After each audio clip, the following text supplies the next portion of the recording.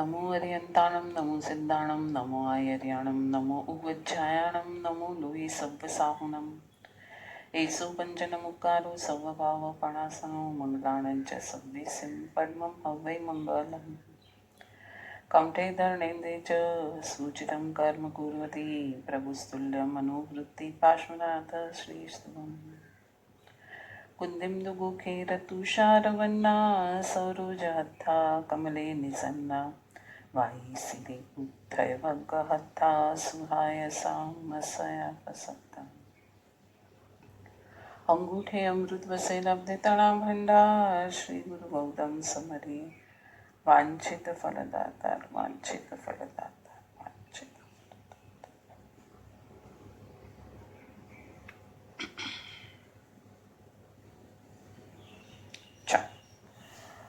મોપાધ્યાય યશુ વિજયજી રચિત સમાધિ શતક અને તેના પર ભક્તિ યોગાચાર્ય યશુ વિજય મહારાજ સાહેબનું વિવેચન જે છે તેના ઉપર આપણું આજે સ્વાધ્યાયનો 9મો દિવસ છે. કાલે આપણે ક્યાં સુધી કર્યું? કાલે જૂના વસ્ત્ર કાઢીને નવા વસ્ત્ર પહેરીએ તો જેવો આનંદ થાય છે એવું આ જૂની ગતિ છોડી અને નવી ગતિ તરફ જતા આનંદ થવો જોઈએ. અને બીજું ખાસ બહિરાત્માનું જે ઓળખ અને અંતરાત્માની ઓળખ કરાવી એમાં પિકાસો કે મને જ્યારે હું નિજાનંદમાં ન હતું ત્યારે મેં આ બનાવ્યું છે એ તો રાગાદી ભાવથી કર્યું છે. એટલે રાગાદી ભાવ એ હું નથી. જો પશ્ચિમી માન્યતામાં પણ આટલું બધું ગહેરાઈથી આત્માનું ભેદ બતાવેલું છે તો આપણે તો સંસ્કૃતિ આર્ય સંસ્કૃતિ અને આર્ય સંસ્કૃતિના તો બીજ કેટલા બધા ઊંડા છે.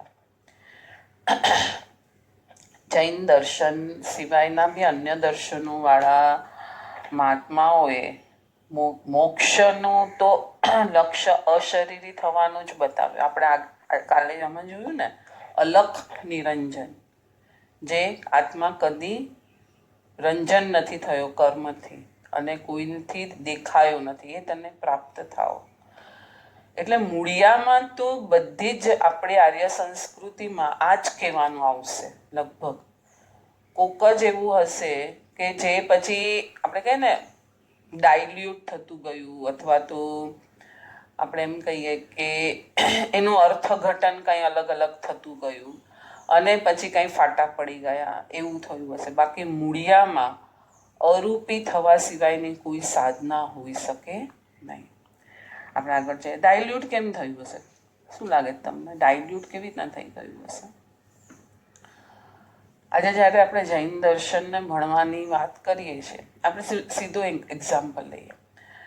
સંસ્કૃત અને પ્રાકૃત શબ્દમાં બધું છે, બરાબર છે. પછી એને તમે ગુજરાતીમાં કરવાની કોશિશ કરો છો. પછી આજે ગુજરાતી નથી આવડતું તો કે ઇંગ્લિશમાં કરો. તો એમ કરતાં કરતાં જે મેઇન અર્ક જે શ્લોકમાં જે કહેવાનું હતું ને એ આખું ઘસાતું જાય છે અને પછી એનું અર્થઘટન કંઈ અલગ થઈ જશે. આવું કંઈક લાગે છે મને. પછી જ્ઞાનીનો વિષય છે આ વધારે. તો આપણે તો ખાલી એક તર્ક લગાડ્યું છે. આગળ જઈએ છીએ. 11મી ગાથામાં આપણે આગળ જઈ રહ્યા છે. 11મી ગાથા હું પાછી આજે વાંચું છું ને પછી આપણે આગળ જઈએ છીએ. અરિ મિત્રાદિક કલ્પના દેહાતમ અભિમાન નિજ પર તનુ સંબંધ મતી તાકે હોય નિદાન. એનું નિદાન કોણ કરે? કે જેને મિત્રને અને દુશ્મનની જે કલ્પના છે, દેહનું અભિમાન છે અને સંબંધ પોતાના શરીર સાથે જ રાખ્યો છે, એને નિદાન એટલે એની દવા કોણ કરે? આગળ જઈએ છીએ હવે આપણે. નિસ્પૃહ થઈ જવાયું તો ક્વેશ્ચન માર્ક તો મજા જ મજા છે. હવે અહીંયા ક્રમ આવો થશે. પહેલા અપેક્ષાહીન દશા, અપેક્ષાહીન દશા. પછી આવશે ઉત્સુકતાનો અભાવ. પછી આવશે સ્વસ્થતા, એટલે કે હોવાપણું અને બિઈંગ. આખો ક્રમ આપણે સમજવાની કોશિશ કરીએ. અપેક્ષામાં રાગ દ્વેષ રહ્યા છે. રાગ દ્વેષથી આપણે જ્યારે પર થઈ રહ્યા છીએ ત્યારે એક નિર્વિકલ્પતા આવે છે, અંદરનો આનંદ મણાય છે. આ આનંદ માણતા માણતા હવે એક ઉત્સુકતાનો પણ ફોર્સ ન હોવો જોઈએ. ઉત્સુકતાને કેમ ના પાડી? આપણે કહીએ તો પ્રશસ્ત રાગ છે, સારો છે. આત્માનો રાગ તો કરવા જેવું છે, આત્માને પામવા માટે તો ખૂબ મહેનત કરવા જેવી છે. આ બધા શબ્દ પ્રયોગો નીચેના ગુણસ્થાનકે છે. ઉપરના ગુણસ્થાનકે જ્યારે આત્મા પ્રાપ્ત થઈ જાય છે, આત્માનો આનંદ જ્યારે જીવને પ્રાપ્ત થઈ જાય છે, પછી હવે એને ખબર જ છે આ જ હું છું, પછી કઈ ઉત્સુકતા રહેશે? એટલે કોઈ ઉત્સુકતા જો કરવા જાય ને કદાચ જીવ, તો પણ એનું પતન થઈ જાય છે, કેમ કે રાગ એની પાછળ રહેલો જ હોય છે. અને આમ જોઈએ તો છેક 10મા ગુણસ્થાનક સુધી રાગ જીવ સાથે, આત્માની સાથે કર્મની જેમ ચોટેલો પડ્યો છે. હવે એને તમે ઘરમાં દારૂ ગોળો પડ્યો છે, અને ભૂલથી કાંડી પડી ગઈ એના પર, તો શું થશે? આગ લાગશે કે નહીં? બસ, તો જ્યાં સુધી 10મા ગુણસ્થાનક સુધી રાગ છે, માટે અહીંયા કીધું કે ઉત્સુકતાનો પણ જ્યારે અભાવ થઈ જાય છે, સહજ નદી જેમ ખળ ખળ ખળ ખળ વહે છે, એમ જો એની સાધના એ આગળ વધારતો જાય છે, પછી શું આવતી જાય છે? સ્વસ્થતા આવતી જાય છે. પોતાની પરિપૂર્ણતાનો આભાસ અનુભવ થયો નથી ત્યારે આ કે પેલા દ્વારા પોતાના અહંકારને પરિપૂર્ણ કરવાની દિશામાં વળી જ જવાય છે કે નહીં? કે પોતાનો અહંકાર જે પરિપૂર્ણ કરે એ દિશા જીવો પ્રસન્ન કરશે. એટલે અસ્વસ્થ કોણ છે, અસ્વસ્થતા કોને કહેવાય, એનું અહીંયા સરસ આપણને માર્ગદર્શન આપ્યું છે કે જ્યાં મારી કંઈક પ્રશંસા થશે ત્યાં હું ટળી જઈશ, પણ ટીકાકારને તો મારા સાહેબ આગળ બી કદાચ કીધું હશે ને હવે અહીંયા પણ આવશે કદાચ, કે એને તો તારે તારો મોટો ઉપકારી, આપણે આગળ જોઈએ ને કથામાં, મોટો ઉપકારી છે કે મને ખબર પડી કે મારામાં આ દુર્ગુણ છે, ને તો મને ખબર બી કેવી રીતના પડત કે મારામાં આ દુર્ગુણો છે. કોઈ યાત્રી સાંજ સમયે જમીને કોઈ તીર્થની ધર્મશાળામાં ગયો. હવે સવાર સુધી તેને બહાર નીકળવાનું કોઈ પ્રયોજન નથી, કારણ કે તેની રૂમમાં ટોયલેટ, પાણી વગેરેની સુવિધા છે. જૂના યુગની ટોયલેટ વિનાની રૂમ હશે તો કદાચ એને બહાર આવવું પડશે. આ જ રીતે સાધક પોતાની ભીતર અપૂર્ણતાને જ્યારે મહેસૂસ કરે છે ત્યારે પરથી પૂર્ણતા મેળવવાની ફાંફા મારે છે. પણ હવે તમે સ્વયં પરિપૂર્ણ છો. મિત્ર અનંત આનંદ, ગુરુજી આપણને મિત્ર કીધા, મિત્ર અનંત આનંદ તમારી ભીતર જ છે. એ આનંદને માણો. બીજા કશાથી રતિભાર મેળવવાની તમારે કોઈ જરૂર નથી. ભીતરી આનંદનો અનુભવ થયો ત્યાં સંયોગજન્ય રતિભાવ ક્યાં રહેવાનો? સંયોગ શબ્દ શું કહે છે અહીંયા આપણને? બે સંબંધ હોય, સંયોગજન્ય સંબંધ અને બીજો તાદાત્મ્ય સંબંધ. સંયોગ સંબંધ કોને કહેશું આપણે? કર્મને તમારો ને મારો પણ અત્યારે શું છે?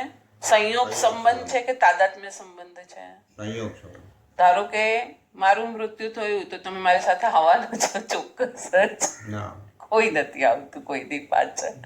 પણ એટલે સંયોગ સંબંધ એટલે શું? જે આપણે મૃત્યુ પામીએ ને આપણી સાથે આવે એ તાદાત્મ્ય સંબંધ, અને જે બધું અહીંયા છૂટી જાય એ શું છે? સંયોગ સંબંધ. તો સંયોગ સંબંધ હંમેશા કેવો છે? ક્ષણિક છે, રાગ ભાવ કરાવે એવો છે, કર્મ બંધ કરાવે એવો છે. જ્યારે તાદાત્મ્ય સંબંધ ગુણ સાથે છે એ મોક્ષ માર્ગમાં આગળ લઈ જાય છે. એક સરસ વ્યાખ્યા છે, સંયોગજન્ય છે રતિભાવ અને અસંયોગજન્ય છે આનંદ. મન ભાવન પદાર્થો અને વ્યક્તિઓનો સંયોગ રતિભાવને નિપજાવે છે અને અણગમતા પદાર્થો આદિનો સંયોગ અરતિ ભાવને નિપજાવે છે. તો આપણે શેમાં ઝોલા ખાઈએ છે? રતિ ને અરતિ, રતિ ને અરતિ. તો અંદરનો આનંદ આવ્યો ક્યાં? માટે અહીંયા 3 સ્ટેપ્સ જે પહેલા બતાવ્યા કે અપેક્ષાહીન દશા, હા, અસંયોગજન્ય છે આનંદ. એટલે 3 વસ્તુ આવી, એક ગમતી વસ્તુ, એક ન ગમતી વસ્તુ અને એક અસંયોગજન્ય આનંદ. પ્રભુના, સદગુરુના કે ગુણીજનના ગુણીને જોવા, પ્રશંસવા, એ બધું અસંયોગમાં આવે છે, કારણ કે એ બધું સાધકને સ્વગુણની ધારામાં મૂકે છે. પંચ પરમેષ્ઠીએ જે અચીવ કર્યું છે એ જ મારે અચીવ કરવું છે, અને એ જે અચીવ કરવા તરફ જીવ જઈ રહ્યો છે એ બધું શું આવશે? અસંયોગજન્ય. ખાલી પંચ પરમેષ્ઠીને હમણાં આલંબન માટે લીધું છે. આલંબન લીધું પણ પાછું અંદર જ જાય છે, આલંબન છૂટી રહ્યું છે, માટે એને પ્રશંસવા પણ અસંયોગજન્ય છે. એને રતિ અરતિ ભાવ, અરતિ તો ન જ કહેવાય પણ રતિ ભાવમાંથી બી એને કાઢી નાખ્યું છે. અહીં એક મજાનું સૂત્ર મળે છે, અસંયોગ એટલે પરમ યોગ. જે પરમ યોગ, યોગ શબ્દ આવ્યો છે તો આપણે થોડું એને ખોલીએ. યોગ કોને કહેશું આપણે? મન, વચન અને કાયા, એને યોગ કહેશું. તો મન, વચન, કાયા જ્યારે પરમાં ભળે છે ત્યારે શું થાય છે? રતિ અને અરતિ થયા રાખે છે. બરાબર છે? હવે જ્યારે મન, વચન અને કાયા મન, વચન અને કાયા જ્યારે મન, વચન અને કાયા જ્યારે રહેતા જ નથી અને જીવ પોતાના જ્ઞાન ધારાના ઉપયોગમાં પોતાની સાથે જ્યારે બળી જાય છે ત્યારે શું ઉત્પન્ન થાય છે? પરમ યોગ, એટલે પરમ આનંદ ઉત્પન્ન થાય છે. એટલે અસંયોગજન્ય જ્યારે થાય છે તેને ઉત્તમ યોગ કીધું. અહીંયા યોગ એટલે મન, વચન, કાયાનો નહીં પણ જ્ઞાનનો, પોતાના આત્મા સાથેનો યોગ, એને પરમ યોગ કહેશું. આ પ્રશ્નને લઈને યાત્રા શરૂ કરી હતી. તમે ખરેખર કેટલો સમય તમે હો છો? આપણે કેટલા સમય માટે આપણે રહ્યા એટલે હું રહ્યો, આત્મા રહ્યો. રાજા ફિલિપની પાસે એક સૈનિકને લાવવામાં આવ્યો. કામના બોજાના કારણે આજે રાજા થોડા સુસ્ત હતા. ઝબકી આવતી હતી. અધિકારીએ આરોપી સૈનિકના ગુના અંગે કહેલી વાત નિંદ્રામાં હોવાના કારણે રાજાએ પૂરી સાંભળેલી નહીં અને આદતવશ ચુકાદો આપી દીધો, આને ફાંસીને માછડે ચડાવી દો. રાજા અડધા ઊંઘમાં હતા, થાકેલા હતા, અને કોઈક આરોપી આવ્યો અને એને બધું પ્રેઝન્ટેશન કર્યું, આને આમ કર્યું છે. હવે સુસ્તીમાં શું કહી દીધું? આને તમે ફાંસીના માછડે ચડાવી દો. હવે શું થાય છે? સૈનિક હિંમત વાળો હતો. એણે કહ્યું, હું આગળ અપીલ કરીશ. અધિકારી અને રાજાને હસવું આવ્યું. જ્યારે આ ફિલિપ સમ્રાટ જ ન્યાયતંત્રના અધ્યક્ષ છે અને એણે તને મૃત્યુદંડ આપી દીધું છે, તો આગળ તો એવી કઈ સત્તા છે કે જેની પાસે તું અપીલ કરવા જઈશ? સમ્રાટ પૂછે છે, ક્યાં કરશે તું અપીલ? આરોપીએ ઝૂકીને વિનયથી કહ્યું, જાગતા સમ્રાટ ફિલિપ પાસે જઈ અને હું આ અપીલ કરીશ. ફિલિપે તરત જ તેનો મૃત્યુદંડ રદ કર્યો. ફરીથી સાવધાની સાથે તેના ગુનાની વાત સાંભળી. વિગતવાર સાંભળતા તેને લાગ્યું કે ખરેખર સૈનિકનો એવો કોઈ મોટો ગુનો ન હતો કે મારે એને ફાંસીની સજા આપવી પડે. આનાથી શું પાક્કું થયું આપણું? કે આપણે બધા ફેસલા શેમાં લઈએ છીએ? હું ન હોય ને એમાં જ લઈએ છીએ વધારે બધા ફેસલા. અને એ બધા ફેસલાઓ જ્યારે લેવા જઈએ છીએ ત્યારે આવી બધી ભૂલો થતી જ હોય છે. જ્યારે હું હોય એવી અવસ્થામાં જ્યારે ફેસલા લેશું ત્યારે મૈત્રી, પ્રમોદ, કરુણા, માધ્યસ્થ ભાવનાથી જ દિલ વહેતું હશે.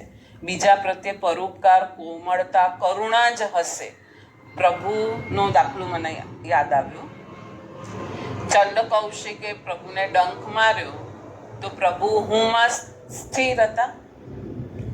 તો પ્રભુએ એને શું કીધું? બુજ્જ બુજ્જ. પ્રભુએ એને કર્મવશ આ કાર્ય કરી રહ્યું છે એ જોયું. અંદર તો જીવત્વ તો દર્શન જ્ઞાનથી ભરપૂર છે એ જોયું. ત્યારે પ્રભુ બરાબર એને ફેસલો આપી શક્યા, હે ચંડ કૌશિક તું બુજ્જ બુજ્જ. મને એક વિચાર હમણાં આવ્યો, જસ્ટ આમ જ આ ઘટના અહીંયા આવીને એટલે કે 8 દિવસના સ્વાધ્યાયમાં આમાં કોઈ એવી કથા કે કોઈ માહિતી કે કાંઈ એવું છે નહીં, છતાં એક આનંદ આપણને તો આવે છે. બરાબર છે. કદાચ બધા આમાં જોતા હશે એ લોકોને પણ આવતું હશે, શ્યોર. કેમ કે એ આપણે આત્મા તરફ જવાની એક કેડી પર ચાલી રહ્યા છીએ. એટલે આમાં કોઈ માહિતી જ્ઞાન નથી, કોઈ એવી રસાળ કથાઓ નથી, કાંઈ નથી. ખાલી આત્મા આત્મા આત્મા આત્માની જ વાતો આવે છે ને એમાં આપણી કઈ ભૂલો રોજ થાય છે એની વાતો આવે છે પાછી. તો કોઈને એમ થશે કે આ શું ઘડી ઘડી આત્માની જ વાત, બીજું કાંઈ નહીં, આત્માની જ વાત. મને હમણાં એકદમ એ સ્ફૂર્ણા થઈ કે અનાદિ ભવથી તે પૂતગલ પૂતગલ પૂતગલ પૂતગલ પૂતગલ પૂતગલ પૂતગલ પૂતગલ પૂતગલની જ વાત કરી. એમાં તને થાક ન લાગ્યો. હવે જ્યારે તને તારા તરફ જવાનો રસ્તો બતાવવામાં આવી રહ્યો છે, હા, તો એ આત્મા આત્મા આત્મા 50 વાર શબ્દ સાંભળતા તને કેમ ઇરિટેશન આવે છે? તો તું ત્યાં ચેક કર કે તને આત્મા ખપતો જ નથી. જે વસ્તુ આપણને ન ખપતી હોય એના માટે આપણને કંટાળો આવે ને. જે વસ્તુ ખપતી હોય તો એના માટે તો કોઈ દિવસ 8 દિવસ સુધી કંટાળો કર્યો નથી. નવા નવા ભવો લીધા એમાં તો તને કંટાળો આવ્યો નથી. પણ આ એક સમજણનો ભવ મળ્યો છે. એ સમજણના ભવમાં તારી જાગૃતિ કેટલી તું રાખી શકે છે એના માટે જ્ઞાની ભગવંતોએ આટલા બધા આપણા માટે પ્રયત્ન કર્યા છે. તો આપણે એને સમજવાનો પ્રયત્ન કરવો જોઈએ. બરાબર? આગળ જઈએ આપણે. હા, શું કહો છો તમે? તમે અત્યારે તમે છો, સ્વસ્થ આત્મસ્થ છો. જવાબ હામાં હોય તોય કેટલી સાવધાની જોઈએ. કારણ કે તમારા હોવાપણાને નંદવાતા વાર કેટલી લાગવાની? કેટલી વાર લાગશે? એક ક્ષણ પણ નહીં લાગે. અંદર મસ્ત આમ બેઠા છો ને આમ ધડાક અવાજ આવ્યો, ફટાક તૂટી જશે. કેમ કે પ્રેક્ટિસ જ નથી. પૂતગલમાં જવાની પ્રેક્ટિસ છે. એક ચીજ સામે આવી, તમને એ ગમી ગઈ, રાગ અંગ અંગમાં વ્યાપી ગયો. શું થયું? તમારી સ્વસ્થતા ચૂકાઈ ગઈ, અપેક્ષા જાગી, સ્વસ્થતા હણાઈ ગઈ. બસ આપણે જે હમણાં વાત કરી એ જ આવ્યું કે પૂતગલથી જ હું રંગાયેલો છું. તો ઘડી ઘડી આત્મા આત્મા આત્મા કશે અને આવા એક્ઝામ્પલ્સો આપશે, આવા કથા દ્વારા સત્ય ઘટનાઓ જ્યારે કહે છે ત્યારે બી આપણને અંદર આમ થવું જોઈએ સ્પંદન. ઓ શું થાય છે? હું આ છું, હું આ છું, હું આ છું. પરંતુ રાગ તમારા ચિત્તનો કબજો લેવા જઈ રહ્યો હોય ત્યારે તમે ભાવના દ્વારા રાગને ઉડાડી દો તો તમારી સ્વસ્થતા અકબંધ રહી શકે. આંખ મીચોનીની આ રમત ચાલ્યા જ કરે. તમારી જાગૃતિ સહેજ ઓછી પડી, વિભાવ તમારા પર સવાર થવા આવ્યું એટલે તમે ઓર જાગૃત થાવ, ભાવનાઓ ભાવો અને આ ભૂતને ભગાડો. ગુરુજીએ અહીંયા એને ભૂત કીધું છે. કેમ ભૂત કીધું હશે? ઘટનાઓ તો બધી ભૂતકાળ જ હોય ને. કોઈ બી વસ્તુ હોય બધું ભૂતકાળ જ હોય, અથવા તો ભૂતકાળ થવાનું હોય. એટલે બધું ભૂતના ખાતામાં જ નાખતા શીખવું પડશે. તો વર્તમાન સમયની પર્યાય વર્તમાન આત્મા હું લાઈવ કાયમ જાગૃત, જે કદી ભૂત થવાનો નથી, એ ત્યારે પ્રાપ્ત થશે. જો બધું ભૂત છે એને વર્તમાન સમજીને સાચવવામાં માણવામાં પડ્યા રહેશું તો આત્મા અત્યારે આપણા માટે ભૂત થઈને બેઠો છે. આ પૃષ્ઠ પર એક કડી ખોલીએ. આપણું જે ગાથા છે એ, દેહને વિશે હુંપણાનું અભિમાન થવાથી હુંનો વિરોધી તે દુશ્મન રૂપે અને હુંને અનુકૂળ તે મિત્ર. હવે મિત્ર અને આપણે આગળ કહીએ ને અરિમિત્રાદિ કલ્પના. તો જે મારા હુંને પંપાડે છે એ મારો મિત્ર, અને જે મારા હુંને ઠેસ આપે છે એ મારો શત્રુ. આવી કલ્પનાઓ શરૂ થાય છે. કેન્દ્ર બિંદુ જ ગડબડાયેલું હોય તો તેના આધારે થયેલા બધા સમીકરણો ખોટા જ હશે. મને પ્લસ ને બદલે મેં હું માઇનસ જ કરી રહી છું તો દાખલો સાચો આવવાનો છે. ફોર્મ્યુલા જ મારે કંઈ બીજી અપ્લાય કરવાની છે ને હું બીજી કરી રહી છું તો મને કાંઈ એનું રિઝલ્ટ મળવાનું નથી. દેમાં હું પણ જેમાં હું છે જ નહીં એમાં હું ભાવ કેન્દ્ર બિંદુ જ ખોટું થયું. હવે મિત્ર અને શત્રુના સમીકરણનો શો અર્થ? પ્રભુસ્તુલ્ય મનોવૃત્તિ. આત્માને વિશે આવેલ હું ભાવ એ જ સાચું કેન્દ્ર બિંદુ છે. હવે સમીકરણ આવું હશે: પરમાં જવું તે મારા માટે ખતરનાક અને સ્વમાં વિહરવું તે મારા માટે વરદાનરૂપ છે. અંતરલીન દશા જોઈએ, બહિર્લીન દશા હવે મને ખપે નહીં. શું ખપશે હવે આપણને? અંતરદશા. ના, ચોમાસામાં શું ખપે, શું ન ખપે, શું વપરાય, શું ન વપરાય, કેટલા કાળનો લોટ વપરાય, કેટલા કાળનું પાણી વપરાય, આ બાહ્ય બધો ખપ આપણને ખબર છે. પણ રાગાદી ભાવ મને ન ખપે એ નિર્ધાર ક્યારે કર્યો આપણે? સામાન્ય મનુષ્ય ખાનાવાળો માણસ છે. એ જીવ સૃષ્ટિ અને પદાર્થ સૃષ્ટિને બે ખાનામાં વહેંચે છે. આ સારું, આ ખરાબ. સાધક હોય છે તે ખાના વગરનો માણસ. એને ચૈતન્ય પર જ છે મૈત્રી ભાવ અને જળ પ્રત્યે શું આવશે? શું લાગે છે તમને? શું લખ્યું છે સાહેબજીએ? ચૈતન્ય પ્રત્યે મૈત્રી, તો જળ પ્રત્યે માધ્યસ્થ. ઉદાસીન ભાવ. બરાબર છે તમારું. ઉદાસીન ભાવ. ફેંકી દેવાનું કીધું જ નથી. જોઈશે તને, વાપરવાનું છે. એના વગર તો તારું જીવન, જ્યાં સુધી તારો ભવ છે ત્યાં સુધી શ્વાસોશ્વાસ વર્ગણા પણ પૂતગલની છે. ઉદાસીન ભાવ. હું મારામાં મસ્ત છું, એને જે કરવું હોય એ કરે. 12મી ગાથા લઈએ છીએ. દેહાદિક આતમ ભ્રમે કલ્પે નિજ પરભાવ આત્મજ્ઞાની જગલહે કેવળ શુદ્ધ સ્વભાવ. દેહ આદિમાં આત્માના ભ્રમ વાળો મનુષ્ય આ પોતાનું અને આ પારકું એવા ખ્યાલો કરતો રહે છે. જ્યારે જગતમાં રહેલ આત્મજ્ઞાની પુરુષ આત્માના શુદ્ધ સ્વરૂપ પર જ દ્રષ્ટિ સ્થાપે છે. આપણે આને થોડું સમજવાની કોશિશ કરીએ, પછી વિવેચનમાં છીએ. આત્મામાંથી જ્ઞાન નીકળે છે એ પર પદાર્થને જાણવા માટેનું જ્ઞાન અલગ નીકળતું હશે અને સ્વ પદાર્થને જાણવા માટેનું જ્ઞાન અલગ નીકળતું હશે. એવું હશે? ત્યાં બી જ્ઞાનના ભેદ પડતા હશે. એટલે આપણું ફટાક દઈને પરમાં જવાઈ જાય છે. હજી સ્વ પદાર્થને ઓળખવા વાળું જ્ઞાન હજી નીકળ્યું નથી, એના માટે આપણે વેઇટ કરીએ છીએ. આત્મામાં આવા બધા ડિપાર્ટમેન્ટો અંદર છે? બિલકુલ નહીં. તો શું છે? જ્ઞાન તો જ્ઞાન જ છે, એની રીતે જ નીકળ્યા રાખે. તો હવે પલટો ક્યાં રાખવાનો છે? શ્રદ્ધાના વિષયમાં. શ્રદ્ધાના વિષયમાં કે આ જ્ઞાન જે નીકળે છે એ હું છું. આ આંખ મને બતાડે છે તો હવે આપણને આવડી ગયું ને અત્યાર સુધી. એ બધો ભ્રમ છે, ક્ષણિક છે, પર્યાય છે, નાશવંત છે, મારું નથી, મીડિયેટર છે. હમણાં ખાલી મારે વાપરવાનું છે. બરાબર છે?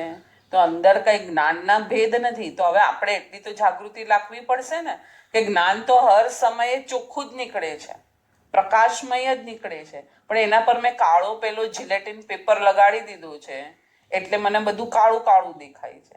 તો મારે મારી શ્રદ્ધાને પાક્કી કરવાની છે કે એ ઘટનાઓ શું છે. હવે આપણે એને સમજવાની કોશિશ કરીએ. એટલે જ્યારે દેહ વગેરેને જે આત્મા માને છે, આ ભ્રમ વાળો જે મનુષ્ય છે એ પોતાનું અને પારકું, બસ એ જ ખ્યાલોમાં રમે છે. જ્યારે આત્મજ્ઞાની માણસ છે તે પોતાના શુદ્ધ સ્વરૂપ પર જ દ્રષ્ટિને સ્થાપે છે. એને સ્વ પર એવા કોઈ ભેદ પડતા નથી. તો પછી જ્ઞાનીઓએ આટલા બધા ભેદ શાના માટે પાડ્યા? શા માટે લોકોએ આટલું બધા ભેદ પાડી પાડીને દ્રવ્ય કર્મ, ભાવ કર્મ, નો કર્મ, આપણે જોઈએ ને કર્મગ્રંથને જોઈએ તો કેટલા ભેદો પાડ્યા છે, અસંખ્ય ભેદો બધી વસ્તુના, પ્રકૃતિના ને બધા પાડ્યા. શેના માટે? અભેદમાં જવા માટે. સામાન્ય બુદ્ધિવાળા માણસો શું છે, તરત સમજતા નથી. આપણે એમ કહીએ મોહન થાળ બનાવ્યું છે, પણ જ્યારે આપણે મોહન થાળ ખાઈએ છીએ ત્યારે શું થાય છે? ત્યારે હવે આમાં એલચી બી છે, ખાંડ બી છે, ચણાનો લોટ પણ છે, ઘી પણ છે, દૂધ પણ છે. એમાં આપણે અલગ અલગ ભેદ કરીને ચાખીએ છીએ, અભેદ ચાખીએ છીએ. પણ જ્યારે મોહનથાળ બનાવવો હતો ત્યારે શું થતું હતું? બધી ભેદવાળી વસ્તુઓ ભેગી કરી છે ને. એટલે આ બધું અલગ અલગ અલગ અલગ એંગલથી બતાવે છે. શેના માટે? અભેદતા તરફ, અંદર જવા તરફ. માલ એક જ છે અંદર, પણ બહાર દેવગતિ પડી, નરક ગતિ પડી, ક્રોધ આવ્યું, માન આવ્યું, પ્રશસ્ત રાગ આવ્યો, અપ્રશસ્ત રાગ છે, આ આમ છે. આ અલગ અલગ અલગ અલગ ભેદ પડાવે છે. એ પણ જાણનારો એક જ છે. તો એક તરફ તું જા, આ ભેદને તું ટાળી દે. બસ આટલી સિમ્પલ સાધના છે. કેટલી સિમ્પલ છે સાધના! હા, હિમાલયનો પહાડ એનાથી ચડવો અઘરો છે. સાધના એકદમ સિમ્પલ છે. અહીંયા સ્પેનિશ કવિ લોકોની એક કવિતાની વાત ભોળાભાઈ પટેલે શાલ બંજીકામાં કરેલી છે. If I die, keep the balcony open. કેટલું કેટલું ઊંચું તત્વ આમાં છે મુકાયેલું. જ્યારે મારા મૃત્યુની પળ આવે ત્યારે ઝરૂખાઓ ખુલ્લા રાખજો. અને પછી એ કાવ્ય પંક્તિઓ સાથે ઓતપ્રોત થતા ભોળાભાઈ લખે છે, હું આંખોમાં છેલ્લે શું ભરી લેવા માંગુ છું? કંઈ નહીં. બાલ્કની ખુલ્લી રહે તોય બસ. ખુલ્લા આકાશને જોઉં, જેમાં ક્યાંક વિલીન થઈ જવાનું છે. મોકળાશ, અંતે મોકળાશ. If I dye. If I ડાય એટલે જો હું મરું. આત્મા મરવાનું છે કોઈ દિવસ નહીં. એની અંદર જ બધી મોકળાશ છે, એની અંદર જ બધું ખુલ્લું છે, એની અંદર જ આખું ઓતપ્રોત થવા લાયક છે. બધું અંદર જ છે, બહાર કશું છે નહીં. દેહમાં આત્મબુદ્ધિ હતી તે ગઈ. મરણ ભય હવે ક્યાં રહ્યો?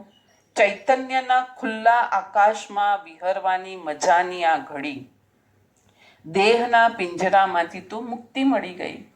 જો કે દેહમાં રહેવા છતાં દેહ તે હું છું આ બુદ્ધિ ન રહે તો તમે વિરાટ ચૈતન્યના આકાશમાં અત્યારે જ છો.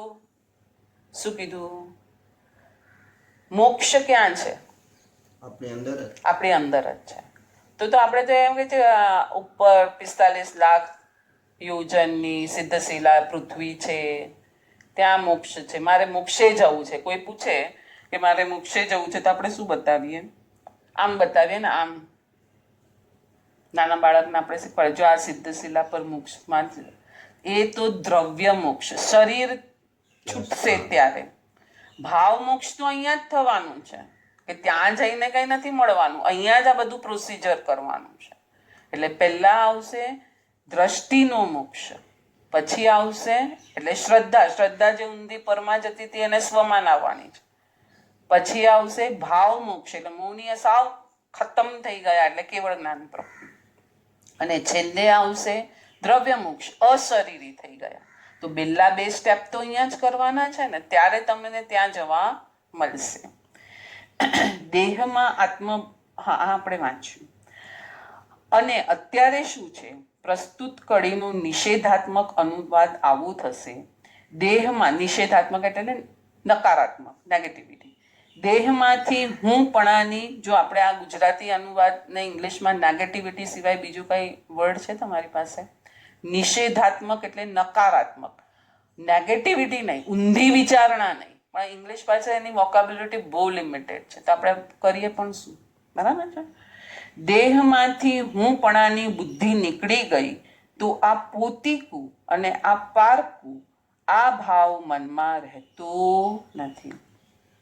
દેહ તે હું રહેશે ત્યારે, કે સૂક્ષ્મ હું અને હું માનશું ત્યારે એને અનુકૂળ વ્યક્તિ અને પદાર્થ સારા લાગશે અને પ્રતિકૂળો ખરાબ લાગશે. હવે આગળ જઈએ છીએ. મુસ્લિમ સંત હરિદાસ જન્મે મુસ્લિમ પણ કૃષ્ણ ભક્તિમાં રંગે રંગાયેલા, કદાચ જન્માંતરીય પ્રભુ પ્રીતિની ધારામાં વહી આવેલું વ્યક્તિત્વ હશે. તેઓ કૃષ્ણ ભક્તિના રંગે રંગાયેલ પદો ગાય ત્યારે ભલભલા ડોલી ઉઠતા હતા. આ માહિતી જ્ઞાન આપણને આમાં મળે છે કે કેટલા બધા જીવો આ જગતમાં ના રિસન્ટ છે. આ બધા એક્ઝામ્પલ્સ કે બહુ લાંબા કાળના નથી. એ લોકોએ અચીવ કરી કાઢ્યું અને પ્રભુ બી કહીને ગયા છે કે 5મા આરામાં સમ્યક દર્શન પોસિબલ છે. તો પછી કેમ ન થાય આપણને? સંત હરિદાસની કૃષ્ણ ભક્તિ પર સંગીતના સંદર્ભમાં કોકે બાદશાહના કાન ભંભેર્યા છે ને. કોઈ સારું પોતાનું કરી રહ્યો છે એ માણસ, તો એમાં એ લોકોને શાંતિ હોય નહીં. મુસલમાન હોવા છતાં કાફીરોના ભગવાનની તેઓ સ્તુતિ કરે છે. બાદશાહે સંતને કહ્યું, હવેથી તારે કૃષ્ણની સ્તુતિ કરવી નહીં. સંત હસે છે, હું એકની જ આજ્ઞા માનું છું, અંતર્યામીની અને મારા પ્રભુની. બાદશાહ ગુસ્સે થયા, મારી આજ્ઞાનો અનાદર કરે છે તું? બાદશાહે ગુસ્સે થઈ ચાબુક ફટકારવાનો હુકમ આપ્યો. ચાબુકો ફટકારવામાં આવી. 25-50 ચાબુક ફટકારનારે જિંદગીમાં આવી વ્યક્તિ નહોતી જોઈ. લોહી લુહાણ સંત થઈ ગયા, પણ ચહેરા પર તો એ જ આનંદ પહેલા ફટકામાં હતો, એ જ આનંદ ચાલી રહ્યો છે. બેભાન થઈને સંત પડી ગયા, બેભાન થઈ ગયા. ચાબુક ફટકારનારને લાગ્યું કે સંતનો દેહ પ્રભુ શરણ થઈ ગયો. બાદશાહની આજ્ઞા પ્રમાણે સંતના દેહને નદીમાં પધરાવી દીધું. સંત જીવંત હતા. નદીમાં આગળ કોકે એમને જોયા.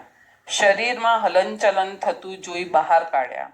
ઔષધ ઉપચારથી તેઓ સ્વસ્થ બન્યા અને દિલ્હીમાં જ્યાં પોતાની જગ્યા હતી ત્યાં પાછા આવી ગયા. બાદશાહે આ સાંભળ્યું ત્યારે એમને નવાઈ લાગી. સંતની માફી માંગવા વિચાર્યું. સંતને કહ્યું, મારા અપરાધની મને ક્ષમા આપો. સંતે સરસ જવાબ આપ્યો. હવે આ જવાબ સાંભળવા જેવો હશે ને. અપરાધ હોય તો ક્ષમા હોય ને.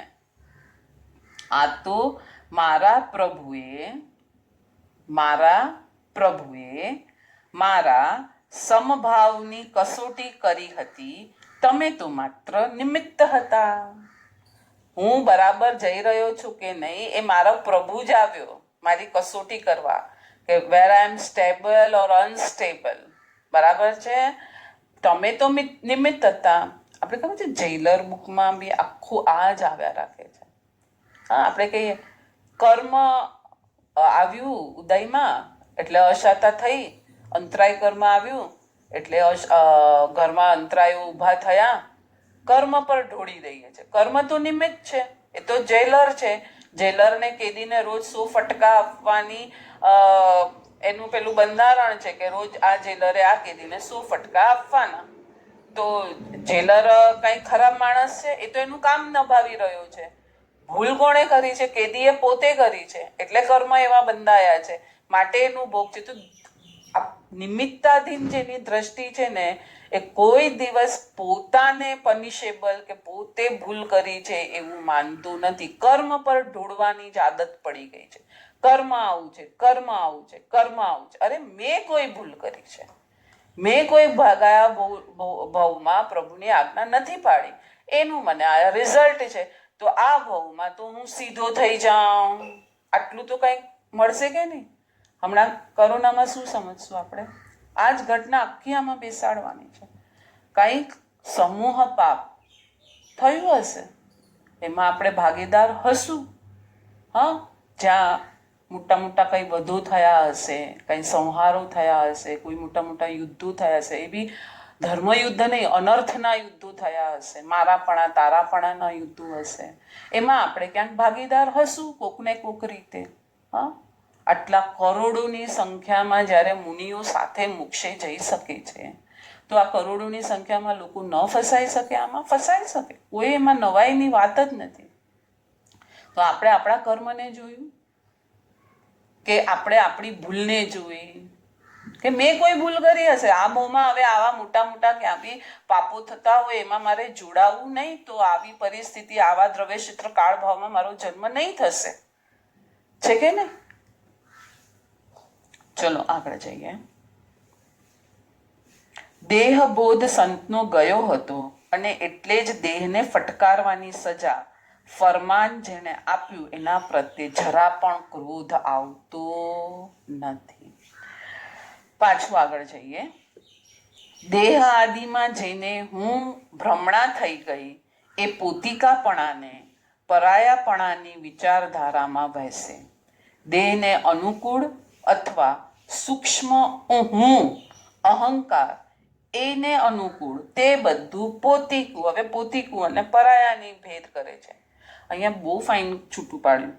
દેહને અનુકૂળ અથવા બીજો શબ્દ શું વાંચ્યો? સૂક્ષ્મ હું, મારો ઈગો જે પૂસાય છે ત્યાં, મારા ઈગોને જરા પણ આમ ટાંચણી, હું શું કે ફુગ્ગાને આમ ટાંચણી લગાડો એટલે હવા નીકળી જાય, બરાબર?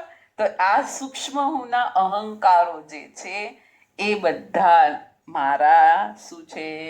પરાયાપણું, મને હજી હું પરમાં જ છું એ દેખાડે છે. કેન્દ્ર બિંદુ જ ગુપચાઈ ગયું છે, હવે તે સુલઝાઈ જાય તો સારું. આત્મજ્ઞાની જગલહે કેવળ શુદ્ધ સ્વભાવ. આત્મજ્ઞાની સાધક આ જગતમાં રહેવા છતાં માત્ર શુદ્ધ સ્વભાવને જ પામે છે અને જુએ છે. આવી ગયું, મોક્ષ અહીંયા જ છે, આ ભવમાં જ છે, અહીંયા જ છે, બીજે ક્યાંય જવાની જરૂર નથી. સાચું હું પકડાઈ ગયું અને તેના સ્વરૂપના સંદર્ભમાં બે ધારા પકડી શકાય, સ્વગુણની ધારા અને સ્વરૂપની ધારા. પ્રારંભિક સાધક પહેલા જ્ઞાન, દર્શન, ચારિત્ર આદિ સ્વગુણની ધારામાં વહેશે. આવ્યું ભેદ? આવ્યું? ભેદથી સમજાય ને, આને દર્શન કહેવાય, શ્રદ્ધા કહેવાય, આને જ્ઞાન કહેવાય, આને ચારિત્ર કહેવાય, અહીંયા સ્થિર થવાનું છે, આ તું છે, આમ ભેદ કરીને પેલા બતાવે છે. જાણવાનું થશે અને નિર્લેપ દશા હશે એ થશે એનો જ્ઞાતા ભાવ. બરાબર છે? પાછું વાંચું છું. પ્રારંભિક સાધક પહેલા જ્ઞાન, દર્શન, ચારિત્ર આદિ. આદિ એટલે કેટલા હશે? આત્માના ગુણ કેટલા છે? અનંત. સ્વગુણની ધારામાં વહેશે. આપણે છે ને હંમેશા કોઈ પણ ગ્રંથના પુસ્તકો વિવેચન બહુ શાંતિથી શબ્દને તોલીને આમ દર્શન, જ્ઞાન, ચારિત્ર આદિ સ્વગુણની ધારામાં વહેશે. આદિ શબ્દ જ ગુપચાઈ ગયો એટલે ખબર જ ન પડી કે આત્માના અનંત ગુણો છે. એટલે એ બધું ભેદ જ્ઞાન થયું. ભેદ પાડીને સાધકને એમાં જોડે છે. જાણવાનું થશે અને નિર્લેપ દશા હશે તે થશે તેનો જ્ઞાતા ભાવ. હવે નિર્લેપતા આવી ગઈ. જોવાનું હશે અને દ્રશ્યો સાથે ચેતનાને ભેળવવાની નહીં હોય, આ છે દ્રષ્ટા ભાવ. જો પાછું વાંચું છું. જોવાનું હશે કેમ કે જીવ જોઈ એ તો એને જોવું ગુણ કોઈ બંધ નથી કરી શકતું. પણ દ્રશ્ય એટલે સામે જે એક વસ્તુ છે એમાં જે ઉપયોગ ભળતો હતો એ નથી ભેળવતો, ઉપયોગને પોતાની તરફ રાખે છે. જે દ્રશ્ય દેખાય છે એ જોયા રાખે છે. આ થયું દ્રષ્ટા ભાવ. સ્વગુણની ધારા અભ્યસ્ત થયા પછી સ્વરૂપની ધારામાં અમલ, અખંડ, અલિપ્ત સ્વભાવ જ સાંભરે હોલાલ. આત્માનું સ્વરૂપ કેવું છે? મળ વગરનું, નિર્મળ, રાગ દ્વેષ વગરનું. અમલ સ્વરૂપનો અનુભવ આ રીતે થશે. રાગ દ્વેષનો કચરો આછરેલો હોય, તળિયે બેઠેલો હોય ત્યારે ભીતર રહેલ શાંતિનો અનુભવ પ્રગાઢ રીતે થાય છે. આગળના આપણે સ્વાધ્યાયમાં જોયું, પહેલા જ રાગ દ્વેષ વિકલ્પ સંકલ્પ ને તું શાંત કરતો જા તો જ નીચેથી બધો કચરો એટલો બધો ઉપર છે કે નીચે શું છે એ જ તને ખબર નથી. તો એ કચરાને શાંત શાંત શાંત સાવ તો નીકળશે છેલ્લા ભાવમાં, પણ અત્યારે તું શાંત શાંત શાંત કરશે તું નીચે હીરો પડ્યો છે એનું દર્શન તને થશે. કદાચ દ્વેષ આવી ગયું તો પણ હું તેનો દ્રષ્ટા દ્રષ્ટા છું, જુનાર છું, કરનાર નથી. આ અનુભૂતિ ચાલે તોય અમલ દશાને અનુભવી શકાય. બહુ ફાઇન લીધું. આપણે થોડું આના પર લઈએ. અમલ દશા એટલે મળ વગરની દશા. અંદર તો રાગ દ્વેષ હજી હમણાં જ આપણે વાત થઈ 10મું ગુણસ્થાનક આવશે, છેલ્લો ભાવ હશે, ત્યારે સાવ મેલ વગરની અવસ્થા થશે. તો ત્યારે કરશું કે અત્યારથી જ? તો અત્યારથી શું કરશું? દ્વેષ આવી ગયો તો એ હું છું, હું તો જ્ઞાન જ્ઞાન જ્ઞાન જ છું. તો દ્વેષ આવ્યો એ નિમિત્તથી આવ્યો, જૂના કર્મના ઉદયથી આવ્યો છે અને મારી અજ્ઞાનતાના કારણે આવ્યો છે. દ્વેષ જેવી તો ઘટના છે જ નહીં કોઈ, પણ હું એનો શું છું? સામે જુનાર છું. આ અનુભૂતિ ચાલે તો અમલ દશાને અહીંયા જ અનુભવી શકાય. નિર્મળ દશા, વિતરાગ દશા બહારથી લેવા જવાની નથી, અહીંયા જ છે. અખંડ ચૈતન્ય દશાનો અનુભવ ભીતરી ધારા અખંડ રૂપે ચાલ્યા કરે છે. વિકલ્પો એ ધારાને તોડે છે. સાધક વિકલ્પોને આવતા રોકી ન શકે તોય એમને જોવાનું તો કરી જ શકે છે. વિકલ્પ જૂના કર્મનો ઉદય છે એ આવવાનું છે ને, આના આટલા બધા ભવોની આયાસ આપણી સાધના જ કહેશું એને. પૂતગલમાં ભળવાની જ હતી એટલે શું થશે? એ આવશે, પણ હવે આ સાધનાને ઊભી કરવાની છે. બરાબર? કાલે આપણે આને થોડું વધારે હજી સમજશું. પૂર્ણ જ થઈ રહ્યું છે છતાં બહુ સરસ ટોપિક છે ને આપણા માટે આ બહુ જરૂરી છે. આ સાધના સ્વને જેને પામવાની તલબ છે એના માટે તો સમાધિ શતક ઉત્તમ ગ્રંથ છે. તો એ સાધનાના ગ્રંથને આપણે પાછું સાથે સ્વાધ્યાયમાં વાગોળશું. જીનાજ્ઞા વિરુદ્ધ કાંઈ પણ બોલાયું હોય તો મિચ્છામિ દુક્કડમ. સર્વ સાધકો સાતામાં હશું અને બધાની સાધના સરસ ચાલતી હશે. પ્રણામ.